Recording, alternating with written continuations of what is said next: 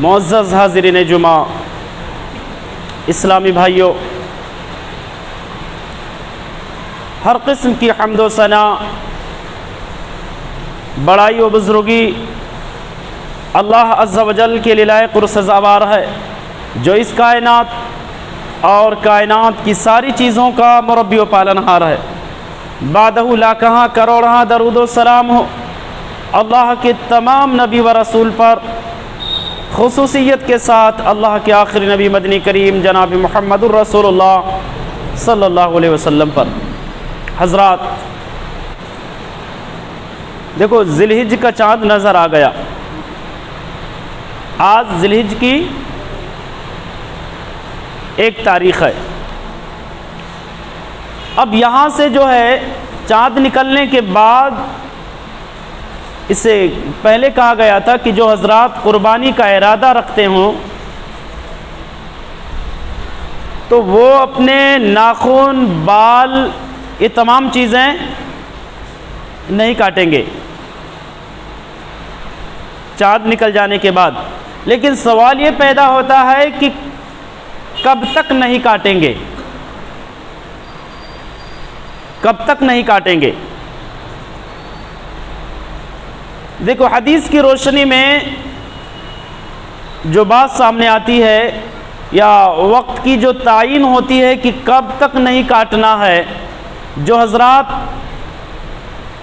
قربانی کرنا چاہتے ہیں ان کے لیے جو لفظ آیا ہے کہ حتی یضحی، جب تک وہ اپنا جانور، اپنا بکرا ذبح نہیں کریں گے تب تک جو اپنے ناخن اور بال کو نہیں کاٹیں گے، جب تک کہ ان کے گھر میں قربانی نہیں ہوگی۔ یعنی جانور ذبح کرنے کے بعد ہی وہ صاحب قربانی، وہ مالک، اپنے ناخن کو بھی کاٹیں گے، اپنے بال کا بھی صفایا کریں گے قربانی کرنے کے بعد۔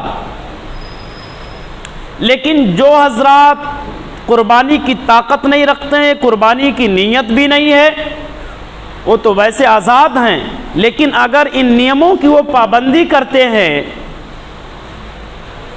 ان قوانین کے اگر وہ پابند ہیں کہ میں بھی بال نہیں کٹواؤں گا، نہیں کاٹوں گا، ناخن نہیں کاٹوں گا تاکہ ثواب ملے، تو انشاءاللہ العظیم ان کو بھی ثواب ملے گا۔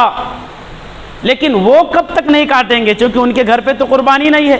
جن کے گھر پہ قربانی، وہ جانور ذبح کرنے کے بعد اپنے ناخن اور بال کاٹیں گے، لیکن جن کے گھروں میں قربانی نہیں ہے وہ کب کاٹیں گے؟ نماز عید الاضحیٰ ادا کرنے کے بعد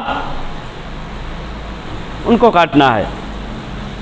عید الاضحیٰ کی نماز انہوں نے ادا کر لی، ان کو پوری اتھارٹی ہے، اجازت ہے، وہ کاٹ سکتے ہیں۔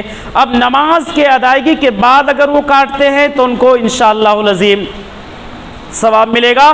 ان نیموں کی پابندی کی وجہ سے انہیں ثواب ملے گا، اور اس کا تعلق حج سے جڑا ہوا ہے، چونکہ حجاج کرام پر جو ہے بہت ساری پابندیاں عائد ہوتی ہیں کہ جب تک ان کا حج نہیں ہوتا ہے، جب تک حج کمپلیٹ نہیں ہوتا ہے، بہت سارے معاملات جو ہے، بہت سارے کام ان کے لیے جو روک لگا دی جاتی ہے کہ آپ یہ نہیں کر سکتے، آپ یہ نہیں کر سکتے، آپ کے لیے یہ پابندی، آپ کے لیے یہ پابندی، آپ خوشبو کی پابندی، جو سلے ہوئے کپڑے کی پابندی، یا اسی طریقے سے بیوی سے بوس و قرار کی پابندی، ہم بستری کی پابندی، تو بہت ساری پابندیاں حجاج کرام پر عائد کر دی جاتی ہیں۔ جب حج ان کا ہو جاتا ہے تو وہ آزاد ہو جاتے ہیں، تو اس عبادت سے یہ تمام پابندیاں جو قربانی کرنے والے ہیں اس عبادت سے جڑی ہوئی ہے، لہذا جو ان کی اتباع میں کہ ہم بھی ان کے پابند رہیں گے تو ان کو بھی ثواب ملتا ہے۔ اور جب قربانی کرنے والا ان قوانین کی پابندی کرتا ہے اس کو ثواب ملتا ہے۔ مذہب اسلام نے ایک مجبور شخص کو بھی کہا کہ اگر تم بھی نیموں کی پابندی کرتے ہو تو تم کو بھی ثواب ملے گا۔ تو مسئلہ نمبر 19، ابھی ہمارے سماج میں گٹ کا پیسہ بڑی تیزی سے وصول کیا جاتا ہے۔ میں نے گٹ ہی سنا، ہو سکتا ہے کہ پروناؤنس اس کی گڑبڑ ہو رہی ہو، ادائیگی ہم سے برابر نہ ہو پا رہا، لیکن غالباً گٹ ہی میں سمجھ پایا ہوں۔ گٹ کا پیسہ لیا جاتا، عورتوں کو گورنمنٹ یا کوئی سنگٹھن یا کوئی کیا نام ہے تنظیم ہے جو پیسہ دیتی ہے اور بیاج کے ساتھ وہ پیسہ وصول کرتی ہے، تو کیا اس گٹھ کے پیسے سے قربانی جائز ہے؟ ایک بات آپ نوٹ کر لیں، بیاج کی جتنی شکلیں ہیں، بیاج کی جتنی بھی شکلیں ہیں، ان کے نام جتنا بھی بدل لیا جائے، یہ سب یہودی اور دشمنان اسلام کی سازش ہے، باقی کچھ بھی نہیں۔ چاہے اس کو ڈونیشن کا نام دیا جائے، گٹ کا نام دیا جائے، مزید حالات کے بدلتے ہوئے حالات کے ترقی کے ایام میں اس کو کیا نام ہے پٹ کا نام دیا جائے، کوئی بھی اور نام دے دیا جائے، سود اور بیاج کی جتنی شکلیں ہیں، مذہب اسلام نے ایک اصول، ایک ضابطہ بنایا ہے، اس اصول پر اگر سود کی شکل ظاہر ہوتی ہے، اس پیمانے پر اگر ماپا جاتا ہے تو یہ پتہ چلتا کہ سود کی ایک شکل ہے، نام کچھ بھی بدل لو حرام ہے۔ جب سودی وہ بیاجی حرام ہے، وہ گٹ لینا ہی حرام ہے، تو اس سے عبادت کیسے جائز ہو سکتی ہے؟ قربانی ایک عبادت ہے، قربانی ایک عبادت ہے۔ آپ گٹ کا پیسہ لے کر کے اور اس سے بکرا خرید کر کے، جانور خرید کر کے قربانی دے، اللہ رب العالمین کو آپ کی ہماری یہ قربانی مقبول اور منظور نہیں ہے۔ بہت فریش مال ہونا چاہیے، چوری والا مال نہیں ہونا چاہیے، فراڈ والا مال نہیں ہونا چاہیے، دھوکہ دھڑی والا مال نہیں ہونا چاہیے، جھوٹ بول کر کے کمایا ہوا مال نہیں، بہت فریش اور گاڑی کمائی کی جو ہے پیسوں سے جانور خریدا جائے، اس جانور کی قربانی دی جائے۔ تو سود اور بیاج کی جتنی شکلیں ہیں، ان شکلوں میں سے کسی بھی شکل سے ہم پیسہ اٹھاتے ہیں اور اس پیسے سے اگر جانور خرید کر کے قربانی دیتے ہیں تو اس قربانی کو اللہ رب العالمین قبول نہیں کرے گا۔ کسی بھی صورت میں بیاج کا لینا اور دینا جائز نہیں ہے، بلکہ سود اتنا بڑا جرم ہے کہ اللہ رب العالمین نے یہاں تک کہہ دیا کہ اللہ اور اس کے رسول سے اعلان جنگ ہے۔ اگر آپ سود کے لینے سے، سود کے دینے سے اجتناب نہیں کر رہے ہیں تو تیار رہو اللہ اور اس کے نبی سے جنگ کرنے کے لیے۔ کتنا بڑا اور کتنا بھیانک جرم ہے۔ بھلا کون سا مسلمان ایسا ہوگا جس کی غیرت یہ قبول کرے کہ میں اللہ سے، میں اپنے رب سے جنگ کروں گا، میں اپنے نبی سے جنگ کروں گا؟ کسی بھی مسلمان کی غیرت اس بات کو بالکل بھی قبول اور برداشت نہیں کر سکتی۔ تو سود کی جتنی شکلیں ہیں ہر حالت میں وہ حرام ہیں، جائز نہیں ہیں۔ مسئلہ نمبر 20، قرض لے کر کے قربانی تو جائز ہے، لیکن جب قرض لے کر کے قربانی کی جائے تو اس کے ایک مطلب اس کے ٹائم، اس کے وقت متعین کر دیے جائیں کہ ہم کب پیسہ واپس دیں گے۔ یاد رکھنا، وقت متعینہ پر وعدے کے مطابق آپ کے لین دین کے وقت جو باتیں ہوئی تھی اس کے مطابق اور ان اوقات کے اندر ہی وہ پیسے واپس کرنے ہیں۔ قرض لے کر کے قربانی جائز ہے، لیکن جن پیسوں کو ہم نے بطور قرض حاصل کیا ہے ان پیسوں کی واپسی کے لیے ہم نے کچھ اوقات متعین کیے ہوں گے، 1 مہینہ، 2 مہینہ، 3 مہینہ، 4 مہینہ، 5 مہینہ، یا 1 سال، 2 سال، جو بھی سامنے والے کی سہولت کی بنیاد پر اس کے حساب سے، تو جو بھی ہم نے اوقات متعین کیے ان اوقات کے اندر ہی، ان ایام کے اندر ہی ہمیں وہ قرض کا پیسہ واپس کرنا ہوگا۔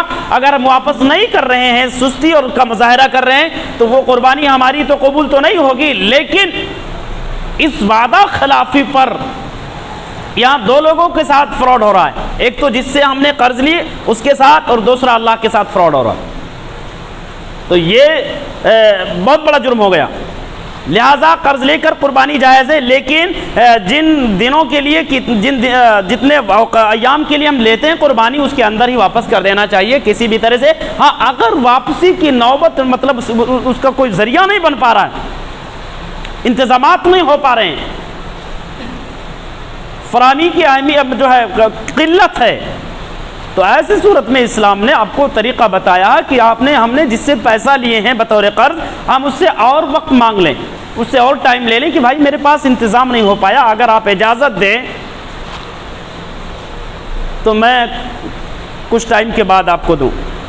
اگر وہ اجازت دیتا ہے بالکل، اور میں نہیں سمجھ رہا ہوں کہ کوئی بولے کہ نہیں میں اجازت نہیں دوں گا، ہر کوئی اجازت دے دے گا، لیکن بس اپنے اندر تھوڑی سمجھ ہونی چاہیے، اس سمجھ کا صحیح استعمال کرنا چاہیے۔ تو قرض لے کر کے قربانی جائز ہے، لیکن قرض کی ادائیگی وقت متعینہ پر ہونی چاہیے۔ وقت متعینہ پر نہیں کر پا رہے ہیں تو جس سے ہم نے قرضہ لیا ہے اس سے اجازت لے کہ ہمارے پاس ابھی انتظام نہیں ہو پایا، مزید 2 مہینے کا ٹائم دے دو، 4 مہینے کا ٹائم دے دو، تو وہ ہماری قربانی صحیح ہوگی۔ مسئلہ نمبر 21، قربانی کا جو مطلب قربانی جو ہم کرتے ہیں اس کا طریقہ کیا ہے؟ قربانی کرنے کا طریقہ کیا ہے؟ اس سے پہلے بھی بتایا جا چکا ہے، ایک مرتبہ پھر سے اس کو جو میں ریمائنڈ کرتا ہوں، دہراتا ہوں۔ ام عائشہ رضی اللہ تعالیٰ عنہ بیان کرتی ہیں کہ اللہ کے نبی جناب محمد الرسول اللہ صلی اللہ علیہ وسلم نے ایک سینگ دار دمبا خریدا جس کے پاؤں پر، پیٹ پر اور آنکھ کے اطراف میں سیاہی تھی، یعنی خوبصورت دمبا تھا۔ اب عائشہ بیان کرتی ہیں کہ نبی نے کہا عائشہ چھری لاؤ اور اس کو صاف کرو۔ بیان کرتی ہیں کہ میں نے چھری لائی، صاف کی، اللہ کے نبی نے چھری لیا، اس کے بعد اس جانور کو آپ صلی اللہ علیہ وسلم نے چت لٹایا، چت لٹانے کے بعد بسم اللہ اللہ اکبر کہہ کر کے آپ نے ذبح کیا۔ کس طرف چت لٹایا؟ قبلے کی طرف، قبلے کی طرف۔ ہمارے یہاں بہت ساری چیزوں کی پابندیاں کی جاتی ہے، لیکن جو ضروری ہے، جو صحیح طریقہ سنت کا طریقہ، اس پر پابندی نہیں کی جاتی ہے۔ اگر کوئی عالم یا کوئی بھی ذبح کرنے والا اگر وہ پاؤں رکھ دیتا ہے وہ کیا نام ہے جانور کے گردن پر، تو وہ جانور کے شان میں، قربانی کے شان میں گستاخی ہوتی ہے، لیکن نبی کے طریقے کے خلاف جو جانور کو پٹک کر کے ذبح کرتے وہ گستاخی نہیں ہوتی۔ تو قربانی کا طریقہ یہ ہے کہ جانور کو پہلے چھری کیا نام ہے صاف کر لی جائے، اس کے بعد جانور کو قبلہ رخ کیا نام ہے چت لٹا دیا جائے، بسم اللہ اللہ اکبر کہہ کر کے ذبح کیا جائے۔ مسئلہ نمبر 21 جو ہے قربانی کی دعا کیا ہے؟ قربانی کی دعا انی وجہت وجہی للذی فطر السماوات والارض حنیفا وما انا من المشرکین ان صلاتی ونسکی ومحیایا ومماتی للہ رب العالمین لا شریک لہ وبذلک امرت وانا اول المسلمین اللہم منکا ولکا تقبل عن زید واہلہ عن ابو بکر واہلہ عن فلاں واہلہ، اور اگر لیڈیز ہے تو عن فاطمہ واہلہا،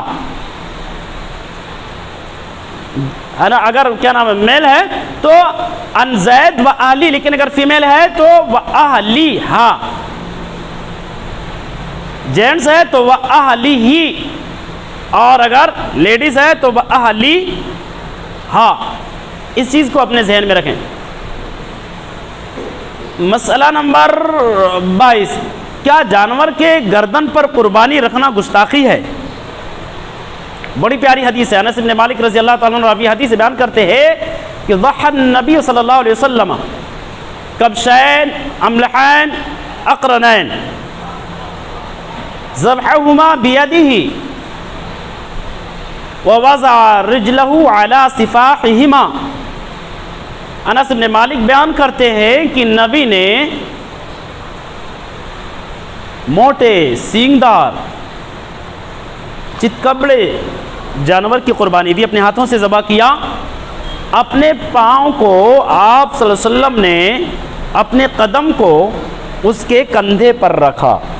اب نبی کا طریقہ دیکھو، مسلکی اختلافات کو بنیاد بنا کر کے ہم لوگ سنت کے خلاف کرتے ہیں کہ ہمارے عالم نے کہا، ہمارے عالم، ارے یارو کسی بھی جماعت کے ہو، اپنے عالم کی بالکل بھی مت سنو، سب سے پہلے عالم سے پہلے ہمارے نبی ہیں، ہم اور آپ سب سے پہلے اپنے نبی کی سنیں کہ ہمارے نبی نے کیا کہا ہے۔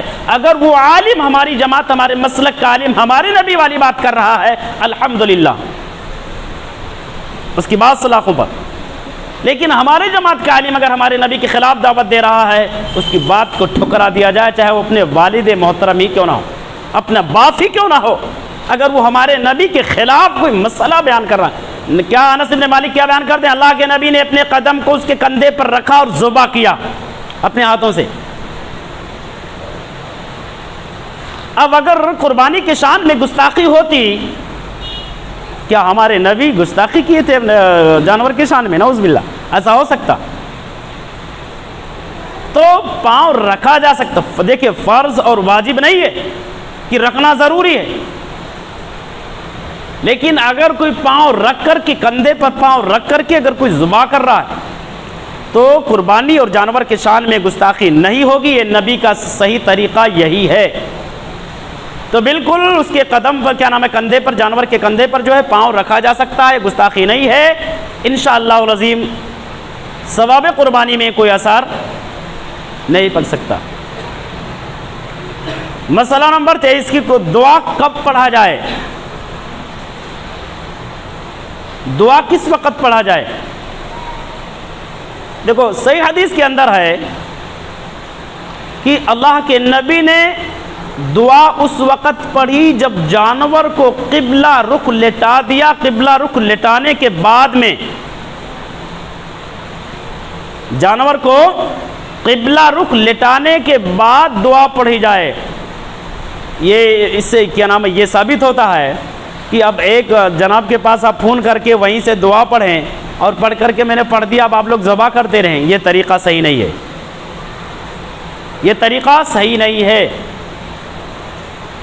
اور ہر شخص کو یہ مطلب دعائیں یاد ہونی چاہیے تاکہ کسی کے محتاج نہ رہیں۔ ہر شخص کو، ہر مسلمان کو یہ ساری چیزیں بنیادی چیزیں ہیں، ہر سال یہ پیش آنے والے واردات اور مطلب چیزیں ہیں، یہ ہر سال ہمیں اس کی ضرورت پڑتی ہے، کوئی ضرورت تھوڑو کہ مولانا ہی کو لائیں گے تو ذبیحہ صحیح ہوگا۔ ہر مسلمان کو یہ دعائیں یاد ہونی چاہیے، اور میں نے بارہا جو ہے آپ کو اکسایا کہ صرف دعا نہیں بلکہ آپ کو ذبح کرنے کا طریقہ بھی معلوم ہونا چاہیے کہ کیسے ذبح کیا جائے، کیونکہ یہ جو کرائے پر ہم کسائی اور قریشی لاتے ہیں نا، وہ جلد بازی میں کمائی کے چکر میں غلط طریقوں کا استعمال کرتے، جانور ٹھنڈا نہیں ہو پاتا ہے، ابھی تڑپ رہا ہوتا ہے، اس کے چمڑے کو، اس کے کھال کو جو نوچنا اور نکالنا شروع کر دیتے، جبکہ یہ درست نہیں ہے۔ پہلے جانور کے خون اس کے رگ سے، اس کے جسم سے نکل جائے، اس کا جسم ٹھنڈا پڑ جائے، اب اس کے چمڑے کو نکالا جائے۔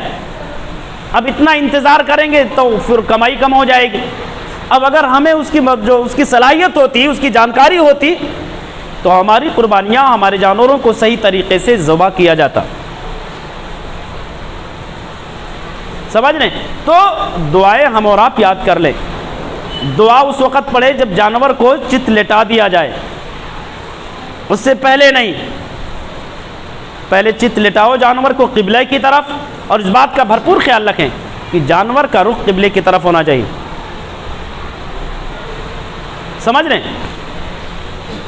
اچھا، میں نے دیکھا کہ کئی جگہوں پر کیا نام ہے، یہ قریشی لوگ جو کاٹنے کے لیے آتے ہیں، اس طرف بھی کر کے، یعنی جس طرف سہولت ہوتی ہے اس طرف کر کے ذبح کرتے ہیں، ہے نا۔ تو میں نے تھا کئی ایک واقعات ایسے دیکھا، تو میں نے کہا کہ نہیں، اس کو اس طرح نہیں، اس طرح کرو۔ تو اسے میں نے سمجھا کہ اس سے پہلے 2-3-4 جانور ذبح کر کے آئے ہیں، تو شاید ایسے ہی کیے ہیں وہ۔ ہمیں اور آپ کو ہمیشہ سیرت مصطفیٰ کو اپنا آئیڈیل اور اپنا نمونہ بنانا چاہیے۔ ہمارے نبی نے کیسے کیا ویسے کرنا چاہیے۔ ہر مسلمان کو اپنے نبی کے طریقوں سے محبت کرنی چاہیے اور انہی طریقوں کو اپنے زندگی میں فالو کرنا چاہیے۔ ہم اور آپ کسی بھی جماعت کے ہوں، کسی بھی مسلک کے ہوں، میں نے ہمیشہ یہی کہا کہ ہم مسلک والے بعد میں بنے ہیں، پہلے مسلمان ہیں۔ ایک نبی کو فالو کرنے والے، ایک قبلے کے فالو کرنے والے، ایک قرآن اور حدیث کو فالو کرنے والے ہم ہیں۔ اگرچہ کسی بھی جماعت کو، جماعت الگ ہو سکتی ہے، مسلک الگ ہو سکتا ہے، لیکن دین الگ، قانون، اصول اور ضابطے الگ الگ نہیں ہو سکتے ہیں کہ آپ جو ہے اہل حدیث جماعت کے آپ کا الگ نیم ہے، آپ تبلیغی جماعت کے آپ کے لیے الگ نیم ہے، آپ دیوبندی خیال کے آپ کے لیے الگ نیم ہے، آپ سنی خیال کے آپ کے لیے الگ نیم ہے، آپ جماعت اسلامی سے تعلق رکھتے ہیں، آپ کے لیے الگ اصول ہے۔ ایسا نہیں ہے۔ جتنے بھی مکتب فکر اور مسلک اور جماعت کے مسلمان اس دھرتی پر رہتے ہیں، سب کے لیے ایک ہی اصول اور قاعدہ اور ضابطہ، ایک ہی نیم ہے، الگ الگ نہیں ہے۔ ہمارے اور آپ کے سوچ میں، فکر میں، نظریے میں اس میں فرق ہے، اصول میں کوئی فرق اور کوئی تبدیلی نہیں ہے. اصول تو سب کے لیے ایک ہی ہے, ایک ہی نبی سب کے لیے اصول لے کر کے آئے ہیں.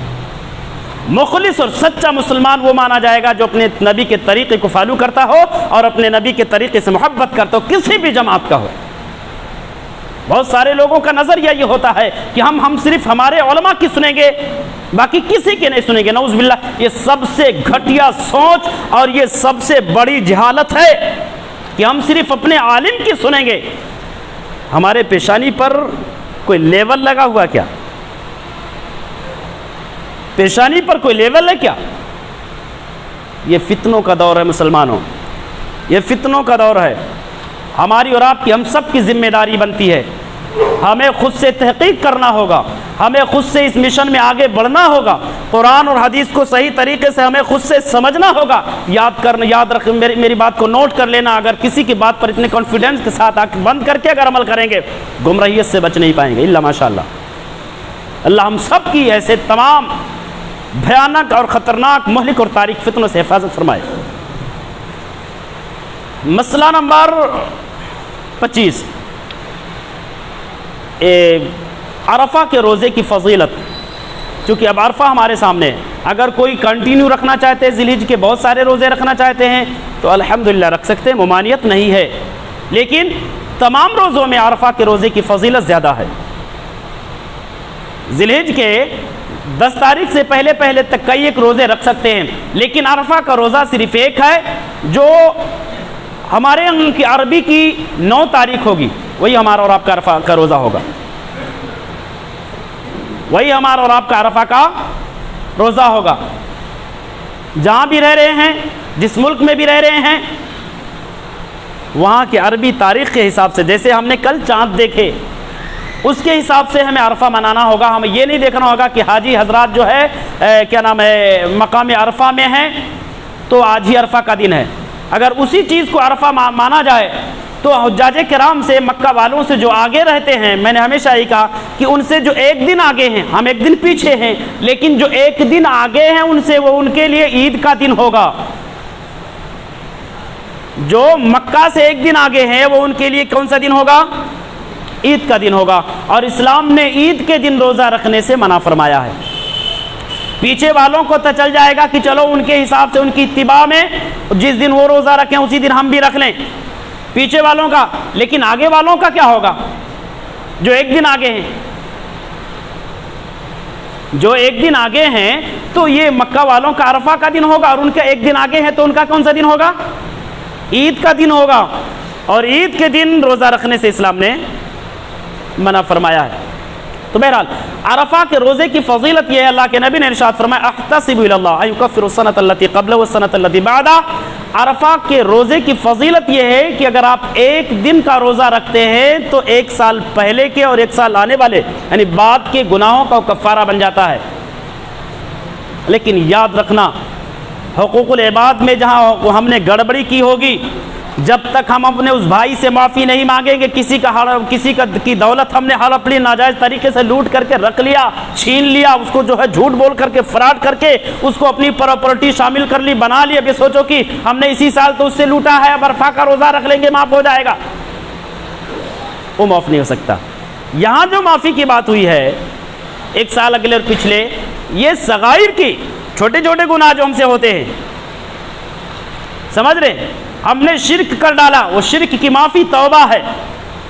کسی کی دولت کو غلط طریقے سے لوٹا, ہڑپا ہے, چوری کر کے, ڈکیتی کر کے, فراڈ کر کے, جھوٹ بول کر کے, اس کی جب تک اس کو واپس نہیں لوٹائیں گے, واپس لوٹانے کے ساتھ ساتھ معافی نہیں مانگیں گے, تب تک کوئی معافی نہیں, اس کی معافی نہیں. ہم نے کسی کی شان میں گستاخی, کسی کو ذلیل کیا بھرے مجلس میں, جب تک اس سے معافی نہیں مانگے گی. حقوق العباد ہیں. والدین کو سال بھر تڑپاتے رہے اور سوچے کہ عرفہ کا روزہ رکھ کر کے یہ پورے گناہ معاف ہو جائے گا, اللہ خوش ہو جائے گا, ماں باپ راضی رہے نہ راضی رہے. یاد رکھنا اللہ رب العالمین یہاں معاف نہیں کر سکتا. اگر ہمارے والدین تڑپ رہے ہیں ہمارے مظالم سے, ہماری سختیوں سے, ہمارے غلط طریقوں سے, ہمارے گندے کردار اور کیریکٹر سے ہمارے والدین اگر تڑپ رہے ہیں تو ان سے معافی مانگنی ضروری ہے. جب تک وہ معاف نہیں کرے گا اللہ بھی معاف نہیں کرے. حقوق العباد کی معافی, اپنے بھائیوں سے معافی کروانا ہے جن کے شان میں ہم نے گستاخی کی ہے, جن کی حق تلفی کی ہے, وہ معاف کریں گے, پھر اللہ معاف کرے گا. سمجھ لیں، عرفہ کے روزے سے ایسے گناہ، ایسے کبیرہ گناہ معاف نہیں ہو سکتے۔ مسئلہ نمبر 27، ایک جانور میں، ایک بکری میں کتنے لوگ شریک ہو سکتے ہیں؟ بکری۔ صحابی رسول اللہ سے حضرت ابو ایوب انصاری رضی اللہ تعالیٰ عنہ سے سوال کیا گیا کہ یہ بتاؤ نبی کے زمانے میں کیسے قربانیاں دی جاتی تھیں؟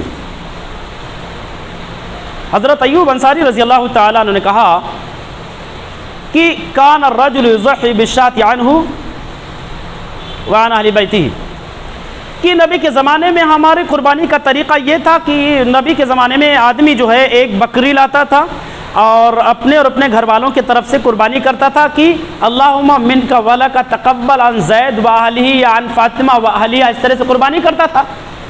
لیکن اب حالات جو حتی تباہ الناس، یہاں تک کہ دنیا کے لوگوں نے بڑی ترقی کی، دولت کا ریل پیل ہے، اب فاخرانہ طور پر کیا نام ہے وہ بہت سارے بکروں کو لاتے ہیں اور قربانیاں دیتے ہیں، یعنی فخر کے طور پر، فخر جتانے کے لیے کہ وہ ہمارا جو ہے مخالف یا مقابل جو ہے وہ 10 جانور لا رہا ہے تو ہم 12 لائیں گے۔ حتی تباہ الناس، یہاں تک کہ لوگ اب تو حالات ایسے بن چکے ہیں کہ فخر کے طور پر لوگ قربانی دیتے ہیں، سنت ابراہیمی کو زندہ کرنے کے لیے نہیں، اس عظیم قربانی کی یاد میں نہیں قربانیاں دی جاتی ہیں، خلوص اس قربانی میں نہیں ہوتا، اللہ کی رضا کے لیے نہیں ہوتا، خالص نیت نہیں ہوتی ہے، اللہ کا تقویٰ نہیں ہوتا، بس فاخرانہ طور پر سیاسی لیڈران جو ہوتے ہیں، سیاسی جو شخصیتیں ہوتی ہیں، ایسے لوگوں کے یہاں یہ زیادہ رائج ہے کہ جب قربانی کے ایام آتے ہیں کئی بکرے لا کر کے وہ ذبح کرتے ہیں، قربانی بھی ہو جائے گی، لوگوں میں شہرت بھی ہو جائے گی، لوگوں کو راضی بھی کر لیں گے، کیا نام ہے ان کو کھلا کر کے۔ اللہ رب العالمین کے ہاں ایسے قربانیوں کی کوئی ویلو نہیں ہے۔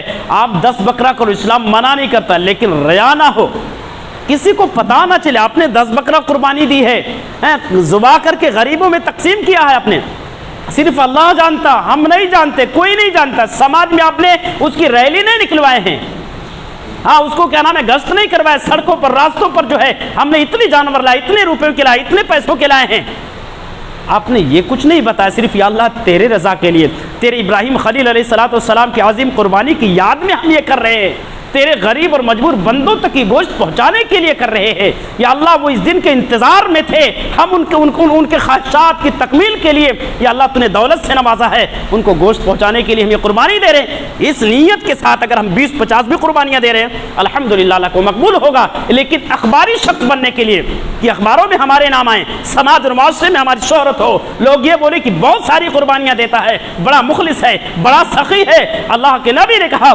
سخاوت کا مقام جو ہے سخی جانے جاؤ گے، لوگ تم کو سخی کہیں گے، لیکن اللہ کے ہاں تمہارا کوئی ویلو نہیں ہوگا، تمہارے ان عملوں کی کوئی بھی قیمت نہیں ہوگی اللہ کے نظر میں۔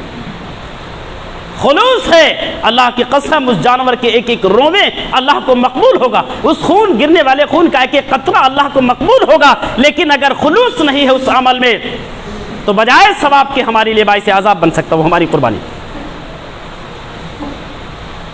تو ایک بکری یا بکرا یہ ایک پوری فیملی کی طرف سے، ایک فیملی کی طرف سے، اس فیملی میں فار ایگزامپل کہ ایک باپ کے پاس 5 بیٹے ہیں، سب کی شادیاں ہو گئی ہیں، سارے لوگوں کی کاروبار ایک ساتھ ہیں، سب ایک ساتھ مل بانٹ کر کے کھاتے ہیں، سب کا کھانا ایک ہے، سب کے کاروبار ایک ساتھ میں ہیں یا الگ الگ کاروبار کرتے ہیں، لیکن سب کے کیا نام ہے آمدنی ایک ساتھ، کیا نام پیسے جو انکم ہے ایک ساتھ رکھے جاتے ہیں یا ایک ہی مالک ہے، تو ایک بکرے کی قربانی کافی ہے۔ مزید اگر وہ قربانیاں دینا چاہتے تو اسلام منع نہیں کرتا ہے، بشرطے کہ اس قربانی میں خلوص و شہرت اور ریا نہ ہو۔ بڑے جانوروں میں عبداللہ ابن عباس رضی اللہ تعالیٰ عنہ کہتے ہیں، مسئلہ نمبر 28، بڑے جانوروں کی قربانی میں بیان کرتے ہیں کہ نبی کے ساتھ ہم لوگ ایک سفر میں تھے، اچانک یہ عید الاضحیٰ کے ایام آ گئے تو فاشترکنا فی البقرۃ 7،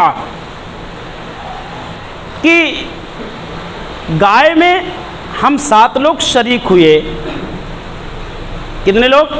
7 لوگ شریک ہوئے، وفی الجزور 10، اور اونٹنی میں 10 لوگ، تو بالکل 7 فیملی کے لوگ ایک بڑے جانور میں شریک ہو سکتے ہیں۔ اب ہمارے یہاں اونٹ تو ہے نہیں، جو جانور بالکل مہیا آسانی کے ساتھ مل سکتے انہی جانوروں کی قربانی دینی چاہیے، اپنے آپ کو مشقت میں نہیں ڈالنا چاہیے۔ تو تو بڑے جانوروں میں 7 فیملی کے لوگ شریک ہو سکتے ہیں، ان زید و اہلہ، ان بکر و اہلہ، ان عمر و اہلہ، ان عمر و اہلہ، ان فلاں و اہلہ، ان فلاں و اہلہ، ان فلاں و اہلہ۔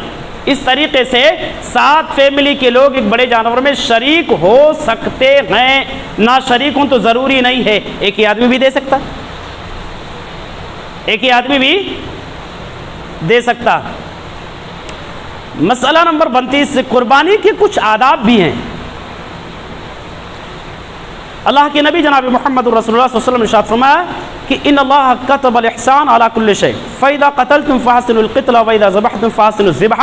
اللہ کے نبی نے ارشاد فرمایا کہ اللہ تبارک و تعالیٰ نے ہر شخص پر، ہر چیز پر احسان کرنا یہ واجب قرار دے دیا۔ ہر شے پر احسان کرنا چاہیے، ہر چیز پر، ہر شخص کے ساتھ احسان کرنا چاہیے، یہ واجب ہے۔ لہٰذا جب تم ذبح کرو تو اچھے طریقے سے، دوسروں کے یہاں جو بلی دی جاتی ہے کہ اس کو کیا نام ہے، بڑا ہتھیار لے کر کے اس کے گردن پر کھڑے کر کے مارا جاتا ہے، اس کا گردن جو ہے اس کا سر دھڑ سے الگ ہو جاتا ہے، یہ طریقہ غلط ہے، یہ آسن طریقے کے خلاف ہے، اور یہ طبی نقطۂ نظر سے، اسلامک طریقے سے چھوڑو، طبی نقطۂ نظر سے بھی یہ غلط ہے۔ ایسے جانوروں کے گوشت میں بیماریاں موجود ہو جاتی ہے اور مہلک جراثیم پائے جاتے ہیں جن جانوروں کی بلی دی جاتی ہے ان گوشتوں میں، تو یہ طریقہ اسلام کے خلاف اور یہ ادب کے خلاف بھی ہے۔ تو اللہ کے نبی نے کہا صحیح طریقے سے ذبح کرو۔ اللہ کے نبی کا گزر ایک آدمی کے پاس سے ہوا تو آدمی اپنے جانور کو لٹا کر کے اور اس پر اس کے گردن پر اپنا پاؤں رکھ کر کے اور چھری صاف کر رہا تھا۔ اللہ کے نبی نے کہا فلا قبل ھذا، یہ پہلے تو نے کام کیوں نہیں کیا تھا؟ جانور کو پٹک کر چھری صاف کر رہا۔ اتريد ان تميت میتتین، اتريد ان تمیتھا موتتین، کیا اس کو 2 موت دینا چاہتا؟ ایک تو بیچارہ بھی ذبح کرے گا اس وقت، اور اس سے پہلے وہ چھری دیکھ کر کے اس کی تیزی کو دیکھ کر کے ویسے مر رہا ہوگا۔ تو ان ساری چیزوں کا خیال رکھنا چاہیے۔ یاد رکھنا جانور کے سامنے چھری صاف نہیں کرنی چاہیے، آپ کہیں آڑ میں جا کر کے ہٹ کر کے جانوروں سے الگ ہٹ کر کے چھری صاف کریں۔ اسی طریقے سے جس جگہ آپ جانور کو قربانی دے رہے ہیں، ذبح کر رہے ہیں، وہاں دوسرے جانور نہ ہو تاکہ ان کی نظر اس پر نہ پڑے، وہ بھیبیت یا خوف زدہ نہ ہو، وہ دہشت میں نہ ہو، وہ جانور جن کی قربانی دینی نہیں ہے۔ ایک جانور ادھر بدھا اس کے سامنے بیٹھ پٹک کر کے اس کو ذبح کر رہے، غلط ہے، یہ احسن طریقے کے خلاف ہے، ادب کے خلاف ہے۔ مزید مسئلہ نمبر جو ہے 30، یہ کیا نام کہ عورت قربانی کر سکتی ہے؟ جی ہاں، عورت کی بھی قربانی جائز ہے، عورت بھی قربانی کر سکتی ہے، کوئی غلط نہیں ہے۔ اس تعلق سے کعب بن مالک رضی اللہ تعالیٰ، ایک حدیث آتی ہے روایت، کعب بن مالک رضی اللہ تعالیٰ عنہ کی ایک لونڈی تھی، وہ بکریوں کے چرواہے پر وہ مامور تھی، جانوروں کو چرانے کے لیے جنگلات میں جاتی۔ اتفاق ایسا کہ ایک جانور بیمار ہوا، ایک بکری بیمار ہو گئی، موت کے قریب تھی، ان کے پاس چھری بھی نہیں تھی، انہوں نے کیا کام کیا، ایک نوکیلے پتھر اٹھایا اور پتھر اٹھا کر کے اس کو کیا نام ہے کاٹی ڈالا، ذبح کر دیا، بسم اللہ اللہ اکبر بول کر کے اس بکری کو انہوں نے ذبح کر دیا۔ صحابہ کرام نے اللہ کے نبی سے کہا کہ اللہ کے نبی ایسا ایسا انہوں نے کیا ہے، فلاں عورت نے کیا، کیا اس گوشت کو کھا سکتے ہیں؟ اللہ کے نبی نے کہا ہاں بالکل کھا سکتے ہو۔ یہ حدیث اس بات پر دلالت کرتی ہے کہ عورت کا ذبیحہ درست ہے، ذبح کر سکتی ہے، حرام نہیں ہے۔ مسئلہ نمبر 31، قربانی کے شرائط کیا ہیں؟ قربانی کے سب سے پہلی شرط یہ ہے کہ جو آدمی قربانی کرنے والے کے شرائط، قربانی کرنے والے کے لیے کچھ شرائط ہیں۔ سب سے پہلا شرط کہ قربانی دینے والا عقل مند ہو، پاگل نہ ہو، خبط الحواس نہ ہو، نشے میں نہ ہو۔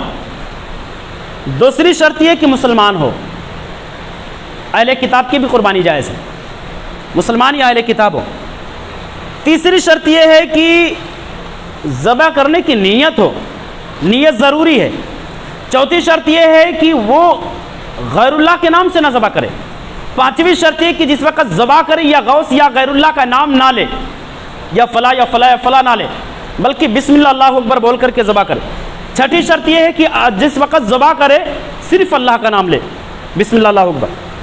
ساتویں شرط یہ ہے کہ دھاردار چیز سے ذبح کرنا چاہیے، دھاردار چیز سے ذبح کرنا چاہیے۔ اب آپ سوال کریں گے کہ جناب ابھی آپ نے کہا کہ ایک عورت نے پتھر سے ذبح کیا، مجبوری تھی، بحالت مجبوری، اس کو جانور کو حلال کرنا تھا، وہاں اس کے پاس اوزار نہیں تھے، وہ جنگلات میں تھے، بکریوں کے چرانے پر وہ معمور تھی، وہاں اس کے پاس ہتھیار نہیں تھے، اس کے لیے وہ مجبوری اس کے لیے بن چکی تھی کہ پتھر کو اٹھاؤ، اسی سے بسم اللہ اللہ اکبر بول کر کے ذبح کر ڈالو، اور حلال کرنے والی ذات اللہ کی ہے، صحیح طریقہ اس نے اختیار۔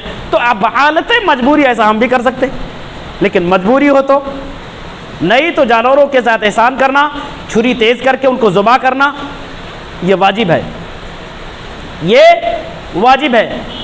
مسئلہ نمبر 32، اب جو قربانی کے گوشت کو کیا کیا جائے، قربانی کا جو گوشت ہے اس کو کیا کرنا چاہیے، تو اس تعلق سے اللہ کے نبی جناب محمد رسول اللہ صلی اللہ علیہ وسلم ارشاد فرماتے ہیں، دیکھو سماج میں لوگوں کا ایک نظریہ بن چکا ہے کہ 3 حصہ کرنا ضروری ہے، 3 حصہ کرنا، ایک اپنے لیے، ایک رشتہ داروں کے لیے، غریبوں کے لیے۔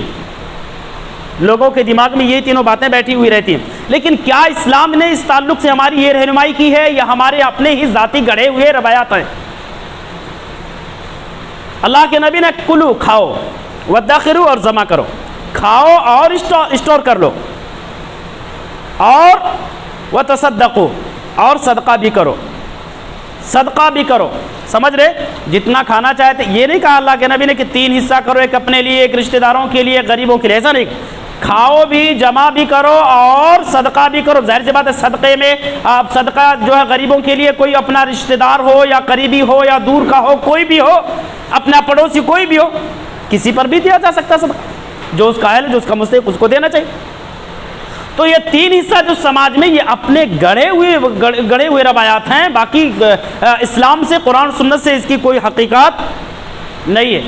مسئلہ نمبر 33، کیا قربانی کا گوشت غیر مسلموں کو دیا جا سکتا؟ جی ہاں، دے سکتے ہیں۔ اگر اپنا پڑوسی غیر مسلم ہے، وہ کسی بھی ذات سماج کا ہو، بشرطے کہ وہ شرابی نہ ہو،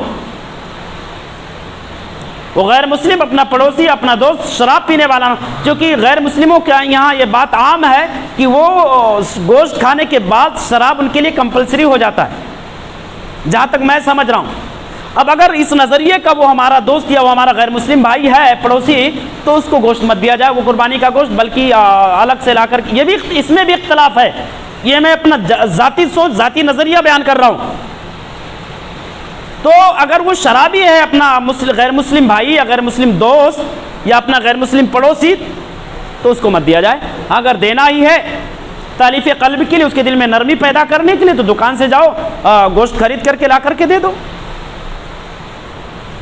گوشت خریدو، لا کر کے دے دو۔ مسئلہ نمبر 35 جو ہے، کیا قربانی کا چمڑا بیچا جا سکتا ہے؟ قربانی کا چمڑا، چونکہ بہت سارے لوگ اب تو وصول کرنے والے پہنچ ہی نہیں پاتے، وصولی کرنے والے، اس کی کوئی ویلیو ڈیمانڈ ہی نہیں، تو اب بہت سارے لوگ ایسا بھی کرتے ہوں گے، کیا نام ہے، کہ ان کے پاس میں پیسے کی قلت ہوگی، چلو قربانی تو ہوئی گی، چمڑے کو بیچ کر کے کچھ سودا لا لیں گے۔ اللہ کے نبی نے کہا، من باع جلد اضحیتہ فلا اضحیہ لہ، جس نے اپنے قربانی کے جانور کے چمڑے کو بیچا، اس کی قربانی مانی نہیں جائے گی، اس کو صدقہ کر دینا ہے۔ ہاں بیچو، بیچ کر صدقہ کر دو، پیسہ دے دو، لیکن وہ بیچ کر کے اپنے گھر میں لگا لینا، یا آپ اس کے لیے کیا نام ہے، وہ مٹن تو بہت زیادہ ہو گیا، اب اس مٹن کے لیے، کیا گوشت کے لیے کیا نام ہے، مسالہ لانا یا اور گھر کی چیزیں خرید کر کے لا لینا، چمڑے نہیں۔ مسئلہ نمبر 36، کیا قصاب کو، قریشی کو اجرت کے طور پر قربانی کا گوشت دیا جا سکتا؟ جی نہیں، جی نہیں۔ اللہ کے نبی حضرت علی بن ابی طالب رضی اللہ تعالیٰ کہتے ہیں کہ امرنی النبی صلی اللہ علیہ وسلم علی البدنہ، اللہ کے نبی نے ہمیں قربانی پر معمور کیا اور مجھے یہ حکم دیا کہ میں قربانی کے گوشت میں سے قریشی کو، قصاب کو، کسائی کو کچھ بھی نہ دوں بطور اجرت۔ تو بطور اجرت جو ہے قربانی کا گوشت دیا نہیں جا سکتا ہے۔ مسئلہ نمبر 37، کیا قربانی کا گوشت جس سے ہم نے قرض لیا، قرض چکانے کے لیے، یا 200 400 500 روپیہ ہمارے انگ پر ہے، ایسے بھی حالات پیش آ جاتے ہیں کہ چلو کیا نام ہے، اب اس کو 400 روپیہ ہیں، 200 روپیہ کلو گوشت بکتا ہے، 2 کلو گوشت لے جا کر کے 3 کلو دے دو اور بھائی قرضات چھوڑ دینا۔ نہیں، ایک پیس بھی، ایک ٹکڑا بھی ایسی نیت سے کسی کو نہیں دیا جا سکتا قرضے کی معافی کے لیے، یا جو بکری کے ضمن میں آتا زمرے میں آتا ہے کہ مطلب جسے ثابت ہو کہ اس سے ان کو 1 روپے کا فائدہ ہوا، 10 روپے کا فائدہ ہوا، ہاں یہ قرضہ اس قرضے کے نیچے دے دیے، قربانی مانی نہیں جائے گی، وہ قربانی مانی نہیں جائے گی۔ ایک اور مسئلہ، بس مسائل تو بھی بہت ہیں انشاءاللہ آنے والے نشست میں رکھیں گے، ایک اور مسئلہ میں آپ کے سامنے رکھتا ہوں کہ قربانی کے جانور کو ذبح کرنے سے پہلے پانی پلانا، ذبح کرنے سے پہلے قربانی کے جانور کو پانی پلانا، یہ دیکھیے وقت کا میں نے تو تفصیل میں اس کے جاتا میں، اس تعلق سے شریعت نے ہماری اور آپ کی کوئی رہنمائی نہیں کی ہے۔ کوئی اگر ضروری سمجھ کر کے پانی پلا رہا ہے اس جانور کو، قربانی کے جانور کو، تو غلط ہے۔ جانور پیاسا ہے پلا دو، جانور بھوکا ہے کھلا دو، لیکن ضروری سمجھ کر کے اس کو پلانا ہے۔ کوئی پھانسی تھوڑو دے رہے ہیں، کیا نام ہے، حکومت کی جانب سے کوئی جلاد ہے کہ اب وہ کیا نام ہے آپ کی آخری خواہش پورا کر رہا، بکرے کی اور جانور کی آخری خواہش تھوڑو پورا کر رہے کہ اب چلو آخری خواہش اس کی پانی کی کھانے کی، چلو اس کو پلا کھلا کر کے آخری خواہش پورا کر دے۔ پھانسی نہیں دے رہے، قربانی دے رہے۔ تو اسلام نے اس تعلق سے ہماری اور آپ کی کوئی رہنمائی نہیں کی ہے، لہذا اگر کوئی آدمی محبت کے طور پر یا اس کے جدائی کے غم میں کہ چلو پانی پلا دے اس کو، ثواب ملے گا، ان ساری افکار اور نظریات کے تحت اس جانور کو پانی پلایا جا سکتا ہے، لیکن ضروری ہے یہ سمجھ کر کے پلانا، ثواب نہیں گناہ ہے۔ کیونکہ اس تعلق سے نہ تو شریعت نے ہمیں منع کیا ہے، نہ تو شریعت نے کوئی ہماری رہنمائی کی ہے۔ قرآن اور حدیث کے اندر اس ٹاپک پر کوئی روایت، کوئی واقعہ نہیں مل رہا ہے، نہ تو نبی کی ذات سے، نہ تو نبی کے صحابہ کی ذات سے، نہ تابعین یا تبع تابعین، اس تعلق سے کوئی روایت نہیں مل پا رہی ہے کہ جس روایت کو دلیل کے بنایا جائے کہ نہیں پلانا ضروری ہے یا نہیں پلانا ضروری ہے۔ یہ ساری چیزوں کا کوئی بھی پروف اور کوئی ثبوت، کوئی ریفرنس نہیں ہمارے پاس میں، سمجھ رہے ہیں؟ لہذا ضروری سمجھ کر کے پلانا غلط ہے۔ کوئی محبت کے طور پر یا جدائی کے غم میں یا اس طریقے سے پیاسا ہے اس لیے، بھوکا اس لیے اگر کھلا پلا رہا تو بالکل صحیح۔ بہرحال انشاءاللہ عظیم آنے والے نشست کے اندر، چونکہ اب قربانی عید الاضحیٰ سے پہلے ایک اور جمعہ باقی ہے، اس نشست میں بھی کچھ ضروری اور کچھ مسائل جو ہوں گے 10 20 50 جو بھی 10 5 انشاءاللہ العظیم وہ مسائل بھی ہم آپ کے سامنے رکھیں گے۔ بہرحال اللہ رب العالمین سے دعا کرتے ہیں کہ بار الہ ہم تمام مسلمانوں کو مسائل قربانی کو صحیح طریقے سے سمجھنے کی اور اس کو فالو کرنے کی توفیق عنایت فرمائے۔ غالباً ابھی مسئلہ نمبر 37 تک میں پہنچا ہوں۔ اگر یہ سیریل نمبر میں کہیں گڑبڑی ہوگی تو اس کے لیے میں معذرت خواہ ہوں، کیونکہ بیان کرو پھر ذہن سے نکل جاتا کہ کون سے سیریل کا بولا، پھر ذہن میں جس پر کانفیڈنس ہوتا کہ میں یہی نمبر بیان کیا ہوں تو اس کے اگلا نمبر بیان کرتا، سمجھ رہے؟ تو سیریل میں اگر کچھ گڑبڑی ہوتی ہے، کہیں ایک آدھ مسئلہ چھوٹ بھی گیا سیریل میں نمبر میں کہ آگے پیچھے ہوگا تو اس کو مسئلہ نمبر بنائیے گا۔ اللہ سے دعا کرتے ہیں کہ بار الہ ہم تمام مسلمانوں کو کہنے سے زیادہ عمل کرنے کی اور سننے سے زیادہ عمل پیرا ہونے کی توفیق عنایت فرمائے، آمین۔ بارک اللہ لنا و لکم فی القرآن العظیم ونفعني وإياكم بالآیات والذکر الحکیم، انہ تعالی جواد کریم ملک رؤوف الرحیم۔